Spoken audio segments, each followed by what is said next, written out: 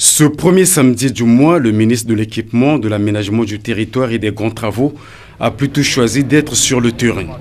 Accompagné des sociétaires de l'entreprise China State Construction Engineering Corporation et ceux de la mission de contrôle technique Congo, Jean-Jacques Bouya a entamé sa visite par la brutale réunion la Nationale 2 et la deuxième sortie nord à hauteur du marché de Kinteli.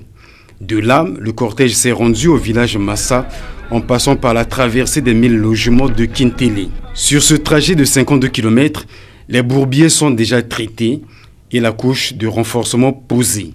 Reste à appliquer la couche de roulement. De Massa à Inga, 33 km, dont 12 sont déjà traités. Les engins s'activent ici à venir à bout des grands bourbiers qui persistent encore. Ils sont au total 19, dont 3 jugés critiques. Ici, le travail n'est pas facile à cause des pluies abondantes dans la contrée. Les pluies sont très fortes et vous avez des bourbiers qui ont parfois plus d'1 mètre de profondeur. À ce moment-là, il faut faire le remplissage du vide.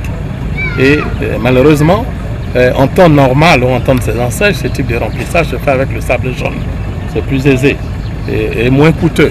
Mais malheureusement, en saison de pluie, on ne peut pas aller au remplissage avec le sable jaune. Sinon, la pluie qui arrive, on porte tout et on recommence et puis on ne pourra pas en temps requis avoir les compactages requis. Le ministre de l'Équipement, de l'Aménagement du Territoire et des Grands Travaux apprécie positivement le traitement des bourbiers. Ici, il y a la mise aux normes.